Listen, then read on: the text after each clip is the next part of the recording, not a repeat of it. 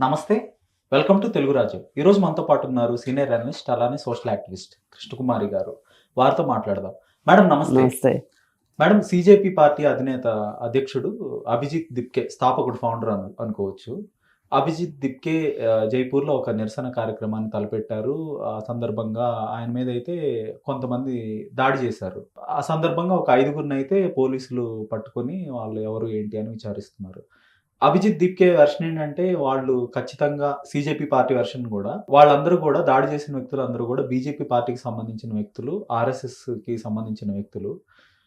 దేశంలో మేము తీసుకొస్తున్న చైతన్యాన్ని చూసి యువత చైతన్యవంతులు అవ్వటాన్ని చూసి తట్టుకోలేకపోతున్నారు ఆర్ఎస్ఎస్ కానీ, బీజేపీ కానీ. అందుకే ఈ తరహా దాడులు. ఇవన్నీ కూడా మాకు పాజిటివ్‌గానే మేము భావిస్తాము. మీ పెరికితనం ఎందు ప్రజలకి క్లియర్‌గా కనిపిస్తుంది ఈ దాడులు చూసి అని ఆయన చెప్తున్నారు. సో ఎందుకంటారు? అంటే ఈ దాడులు అంటే ఆయన దాడి చేసేంత తప్పు చేశారా అభిజిత్ దీప్కే? కేవలం ఆయన చైతన్యవంతుల్ని చేస్తున్నారు కదా! మరే ప్రయత్నం జరగలేదు ఆయన నుంచి. ఏమంటారు? ఇప్పుడు మన దగ్గర సమాధానం లేదనుకోండి ఏదైనా ఒక ప్రశ్నకి, హ్మ్. ఇమ్మీడియట్‌గా మనకు ఒక కోపం వస్తే, హ్మ్. ఆ కోపంలో నుంచి ఆవేశం వస్తే, హ్మ్. ఆవేశంలో నుంచి బొకాయింపు వస్తది. హ్మ్. బొకాయింపు కూడా వర్కౌట్ అవ్వలేదనుకోండి హ్మ్. చేతికి పని చెప్తాం. హ్మ్. మనమే చేతికి పని చేయటం ఇష్టం లేదనుకోండి ఇంకెవరితోనో చేపిస్తాం. హ్మ్. ఇది ప్రాసెస్ ఓకే. ఎక్కడైనా సరే. హ్మ్. ఈ ఈ ఈ ఈ ప్రాసెస్‌లోనే ఇది జరిగిందని అనుకుంటున్నాను తప్పితే దీనికి వేరే కారణం ఉందని నేను అనుకోను. ఓకే. అదే వ్యక్తిగతమైన విషయాలనుకోండి, హ్మ్. కేసులు అవుతాయేమో, ఏమవుద్దు అనుకుంటే సుఫారీ ఇచ్చి హ్మ్. మనుషుల్ని ప్రయోగించి కక్షలు తీర్చుకుంటారు. ఆ! అంటే అక్కడ అర్థం ఏంటంటే నువ్వు నోరెత్తితే హ్మ్. నీకు ఇలాంటి ట్రీట్మెంటే ఉంటది అని చెప్పటం హ్మ్. సింపుల్‌గా. హ్మ్. ఇప్పుడు రెండోవాడు బలవంతుడు అనుకోండి, నీ తాటాకు చప్పుళ్ళకి ఇక్కడ ఎవరు భయపడలేదులే, హ్మ్. అసలు భయపడుతుంది నువ్వు, హ్మ్. నన్ను భయపెట్టాలని చూడబాకు ఆ! అని వీళ్ళ వెర్షన్ ఉంటుంది. హ్మ్. ఇప్పుడు ఇక్కడ చూస్తే అభిజిత్ వాళ్ళు అసలు ఈ కాక్రోచ్ జనతా పార్టీ ఎందుకు వచ్చింది? నీట్ పరీక్ష రద్దవటం ఒక మేజర్ ట్రిగ్గర్ పాయింట్. కాదు కాదు కాదు సుప్రీంకోర్టు జడ్జి ఆ! యాహ్! ఆయన పబ్లిక్ ఇంట్రెస్ట్ లిటిగేషన్ పిలిచి వేస్తే అవును. దానికి సమాధానం చెప్పే ప్రాసెస్లో ఆయన దగ్గర సమాధానం లేక ఆయన బుకాయింపుగా ఈ మాట వాడాడు. యువతని బొద్దింకలతో కొంతమంది నిరుద్యోగులైన యువకులు పారాసైట్లుగా బతుకుతారు, బొద్దింకల మాదిరి బతుకుతారు, ఇలా కోర్టు సమయాలు వృధా చేస్తూ ఉంటారు, ఈ పబ్లిక్ ఇంట్రెస్ట్ లిటిగేషన్ పిల్స్ ఇట్లాంటివన్నీ వేస్తుంటారు, అలాగే కొంతమంది దొంగ డిగ్రీలతోటి లాయర్లు అవుతుంటారు, ఇట్లా ఏదేదో కాస్త మాట్లాడాడు. కానీ ఎక్కువ హైలైట్ చేసింది మట్టుకు ఆయన జర్నలిస్టులు అవతారం ఎత్తుతారు, పబ్లిక్ ఇంట్రెస్ట్ లిటిగేషన్స్ వేస్తారు అని యువతను ఉద్దేశించి అన్నాడు. తర్వాత ఆయన ఎక్స్ప్లెనేషన్ అడిగితే లేదు లేదు లేదు దొంగ డిగ్రీలతోటి కొంతమంది కోర్టుల్లో ప్రాక్టీస్ కూడా చేస్తున్నారు, వాళ్ళ గురించి నేను మాట్లాడాను అని చెప్పి మాట్లాడాడు. మాట్లాడితే అప్పుడు కొంతమందికి కోపం వచ్చింది, యువతని కాక్రోచ్ అంటారా అని చెప్పి కాక్రోచ్ జనతా పార్టీ అని పేరు పెట్టేసేసి దీనికి ఎవరెవరు ఈ పార్టీలో చేరొచ్చు ఏంటి అవన్నీ కాస్త వ్యంగ్యభరితంగా ఉన్నప్పటికీ కాస్త యువతను మటుకు బాగా ఆకర్షించింది. మీకు ఉండాల్సిన అర్హతలు ఏంటి అంటే ఎప్పుడు ఆన్లైన్లో ఉండాలి, కాస్త బద్ధకం ఉండాలి, ఇట్లాంటివన్నీ ఏంటంటే ఒక రకంగా ఇలా ఉండే వాళ్ళందరినీ ఆకర్షించిందనే చెప్పుకోవచ్చు. అరే వీళ్ళంతా ఏంటి అంటే ఇంట్లో వాళ్ళు నువ్వేం పని చేయమంటుంటారు, ఏంటి ఎప్పుడు చూసినా సోషల్ మీడియాలో ఉంటావంటారు, ఆ బద్ధకం ఏంటి అని మాట్లాడతారు. ఇవన్నీ అంటే ఇవన్నీ వీళ్ళకి ఒక రకమైన విమర్శల్లాగా ఉంటాయి.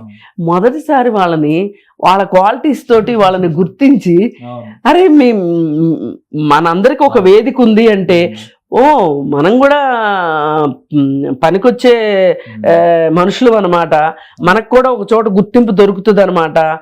చాలా మంది గుర్తింపు కోసం అసలు ఇక్కడ ఏముంది ఇందులో అని చెప్పి జాయిన్ అయిన వాళ్ళు ఉన్నారు.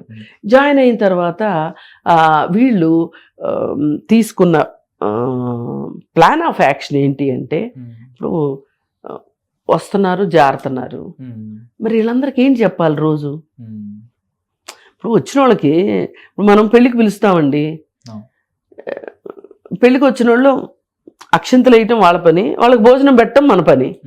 ఫస్ట్ వచ్చేప్పుడు రిసీవ్ చేసుకోవటం. ఇప్పుడు రిసీవ్ చేసుకుని వదిలేసాం అనుకోండి, మేము ఎందుకు వచ్చామని ఆలోచిస్తారా లేదా? ఇక్కడ కూడా అంతే. అందుకని ఇప్పుడు వీళ్ళకి మనం అందరం ఎందుకు ఒక చోట ఒక ప్లాట్ఫామ్ మీదకి వచ్చాము అంటే, ఈ సమాజంలో మనల్ని నిరుద్యోగులుగా చేసిన వ్యవస్థల్ని మనం ప్రశ్నించాలి. ఏం జరిగిద్దనే తర్వాత విషయం, ముందైతే ప్రశ్నించాలి. సరే, ఇదొకటి. ఇంకోటి, నీట్ పరీక్షకు సంబంధించి వీళ్ళు మాట్లాడడం మొదలెట్టి వీళ్ళు ఏం అడిగారంటే, మంత్రిని రాజీనామా చేయమని అడిగారు. రాజీనామా చేయకపోతే ప్రదర్శన చేస్తాము అన్నారు. సరే, ఈలోపు ఇంకొకళ్ళు ఉండబట్టలేకపోతున్నారు. మనం బొద్దికలు అంటవేంటి, వీళ్ళందరూ కలిసి ఓ చోటకి చేరటం ఏంటి, వీళ్ళందరూ ఇలా మాట్లాడటం ఏంటి అని చెప్పి ఎవరైనా ఇండియా వాంట్స్ నో అంటుంటాడే, ఆయన పేరేంటి, ఒక జర్నలిస్టు అర్నబ్ గోస్వామి, ఆయన ఎక్కడున్నాడు, ఎక్కడ ఉండి మాట్లాడటం ఏంటి అన్నాడు. ఎక్కడ ఉండి మాట్లాడటం ఏంటి, అక్కడికే వస్తున్నా ఉండు, బాలకృష్ణ టైప్లో నీ ఊరు వచ్చా, నీ ఇంటికి వచ్చా, నీ నట్టింట్లోకి వచ్చా అన్నట్లు వచ్చేసాడు. వచ్చేసి ప్రదర్శన చేసి వాళ్ళు అడిగేది ఒకటే, నీట్ ఎగ్జామినేషన్ గురించి.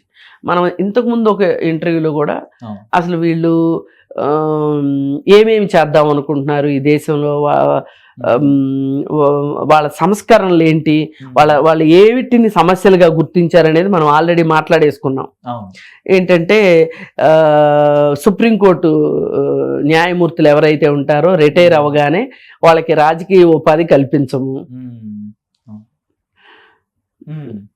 ఇది మెయిన్ గా ఫస్ట్ మాట్లాడారు. అట్లా ఇంకా కొన్ని ఉన్నాయి, మనం ఆల్రెడీ మాట్లాడాం.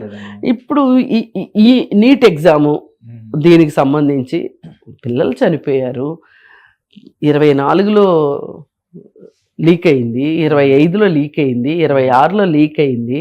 ఈసారి ఒప్పేసుకున్నారు లీక్ అయిందని, ఒప్పేసుకుని మళ్ళీ పరీక్ష కూడా పెడుతున్నారు.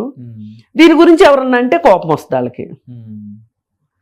ఇప్పుడు ఇంకొక కౌంటర్ ఆర్గ్యుమెంట్ కూడా సిద్ధం చేశారు. అదేంటంటే, అసలు లీక్ అవ్వలా,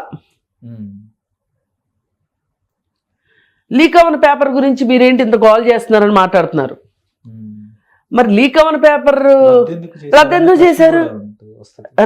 చేశారు? ఇవాళ పరిస్థితి ఏంటి అంటే, నీట్ ఎగ్జామ్ మళ్ళీ ఎగ్జామ్ రాయబోయే పిల్లలకి సర్వర్లన్నీ డౌన్ అయ్యి ఉన్నాయి, ఎగ్జాములు వాళ్ళ హాల్ టికెట్స్ డౌన్లోడ్ చేసుకోలేకపోతున్నారు, వాళ్ళ ఫీజులు అప్పుడు కట్టిన ఫీజు వెనక్కిస్తామంటున్నారు, ఆ వెనక్కిస్తామన్న ఫీజులు వెనక్కి రావట్లేదు, మళ్ళీ వీటిని కొట్టేయడానికి కొంతమంది కేటుగాళ్ళు తయారయ్యారు. ఇది పరిస్థితి. ఈ పరిస్థితిలో అసలు ధర్మేంద్ర ప్రధాన్ ఎందుకు రిజైన్ చేయడు? ఏం చేస్తే ఏం పోద్ది? గతంలో చాలా చిన్న చిన్న ఎలిగేషన్స్ కూడా పెద్ద పెద్ద కేంద్ర మంత్రులు, హోమ్ మినిస్టర్లు, పారిశ్రామిక శాఖ మంత్రులు చాలా మంది, రైల్వే ఎవరో గురించి మనం చెప్పుకోకర్లా, లాల్ బహదూర్ శాస్త్రి గురించి వీళ్ళు చాలా గొప్పలు చెప్తారు కదా బీజేపీ వాళ్ళు. ఎస్, నిజంగా ఆయన గొప్పోడే. మీరు మాట్లాడితే కూడా మంచిది కాదు అసలు ఆయన గురించి. నన్ను అడిగితే మీకు ఆయన గురించి మాట్లాడే హక్కు కూడా లేదు మీకు. అయితే ఆయన స్వయాన ఒక రైల్వే యాక్సిడెంట్ గురించి రిజైన్ చేశాడు. రైల్వే యాక్సిడెంట్ గురించి మరి మీకు ఇంకెవరు ఆదర్శం చెప్పండి? పోనీ మీరు చెప్పండి ఎవరు ఆదర్శం, వాళ్ళ గురించి మాట్లాడదాం. అందుకని ధర్మేంద్ర ప్రధాన్ ఎందుకు రిజైన్ చేయట్లేదు అంటే, మీరు చూడండి గత 5 సంవత్సరాలుగా మహిళా బాక్సర్లు వాళ్ళ అసోసియేషన్ సెక్రటరీ గురించో ప్రెసిడెంట్ గురించో అలిగేషన్స్ అలిగేషన్స్ చేసి వాళ్ళ పథకాలు కూడా మీ మొహాన కొట్టేసి వాళ్ళు పక్కకి వెళ్ళిపోతే ఆ మనిషిని ఎంపీగా కొనసాగించారు. ఇప్పుడు అసోసియేషన్కి వాళ్ళ కొడుకు ఏం చేస్తున్నారండి మీరు అసలు? ఇదేనా? ఓ పక్క నుంచి డ్యామును కట్టినట్టే ప్రారంభోత్సవాలకు ముందే కొట్టుకుపోతున్నాయి. బీహార్లో ఒక ఆరోగ్య శాఖ మంత్రిని తీసుకొచ్చి పెట్టారు, మీరు గమనించారో లేదో. ఆయన పెద్ద అనారోగ్యానికి కేర్ ఆఫ్ అడ్రస్ లా ఉన్నాడు. ఎవరు? నితీష్ కుమార్ కొడుకు. చూసారా ఆయన ఫోటో మీరు? మా భయం వేసింది. అంటే మన భారతదేశ ఆరోగ్య పరిస్థితి కూడా ఇలాగే ఉందా అనిపించేటట్లు. మరి ఇన్ని చేస్తుంటే ఇవాళ మనకి మాట్లాడుకుందాము అంటే సమయం కూడా సరిపోదేమో అనేంత తప్పులు మీ వైపు నుంచి మీరు పెట్టుకుంటే వాటిని ప్రశ్నించే వాళ్ళని మీరు దాడులు చేస్తాను అంటే మీ దగ్గర సమాధానం లేకే కదా. హలో, తెలుగు రాజ్యం ఛానల్ చూస్తున్నారా? సామాజిక రాజకీయ జీవన చిత్రణే తెలుగు రాజ్యం. అతిశయోక్తులు అసత్యాలు ఉండవు. రాజకీయ కోణం కాదు, ప్రజా కోణమే కొలబద్ద. తెలుగు రాజ్యం వీక్షణ మీ ఉత్తమ అభిరుచికి నిదర్శనం.